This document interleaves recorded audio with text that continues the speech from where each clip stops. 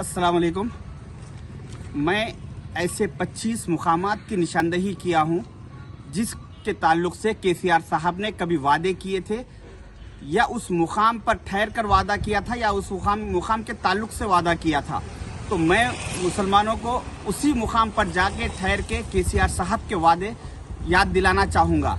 अभी आज मैं हुसैन शाह वली रहमतुल्लाह अलैह की दरगाह के सामने उस ज़मीन पर हूँ जिसकी कभी 1654 एकड़ वक्फ लैंड हुआ करती थी।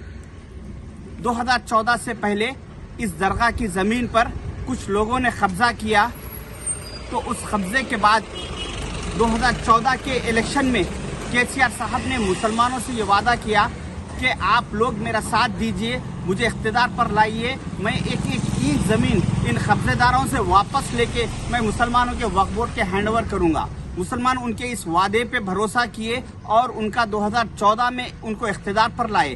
इख्तिदार पर आने के बाद 2014 के बाद जब इस दरगाह की ज़मीन का केस सुप्रीम कोर्ट में चल रहा था, वक्फ बोर्ड वो केस जीतने के मौकूफ में आ चुका था। उस वक्त केसीआर साहब ने इस केस में एंट्री ली और कहा कि ये ज़मीन तेलंगाना गवर्नमेंट की है बल्कि वक्फ बोर्ड की नहीं होती, और वक्फ बोर्ड के सारे एडवोकेट्स को और सारे स्टाफ को उन्होंने वार्निंग देके उन्होंने खामोश बिठा दिया और कहा कि सुप्रीम कोर्ट में किसी किस्म का कोई तुम्हारी तरफ से आर्गुमेंट नहीं होना और तुम लोग खामोशी इख्तियार करना। तो उनके इस वार्निंग के बाद वक्फ बोर्ड पूरा साइलेंट हो गया। जब फैसले का वक्त आया 8 फरवरी 2022 को सुप्रीम कोर्ट में, तो वक्फ बोर्ड के एडवोकेट्स ने कोई आर्गुमेंट नहीं किया और केसीआर साहब के एडवोकेट्स आर्गुमेंट करते हुए ये केस में कामयाबी हासिल की। तो मैं मुसलमानों से ये कहना चाहूँगा कि 2014 से इलेक्शन से पहले केसीआर साहब ने एक ईंट ज़मीन दिलाने का वादा किया और 2014 के बाद इलेक्शन जीतने के बाद उस ज़मीन पे, सारी ज़मीन पे उन्होंने अपना कब्जा कर लिया।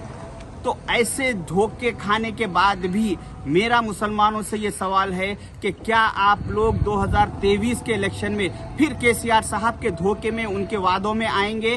क्योंकि इस एक ज़मीन से, ये एक दरगाह की एक ज़मीन से, ये आप सियासत पेपर में देख सकते हो, ज़मीन की तफसील आई थी 8 फरवरी 2022 को, जिससे 50,000 करोड़ से ज़्यादा का मुसलमानों का केसीआर साहब ने नुकसान किया।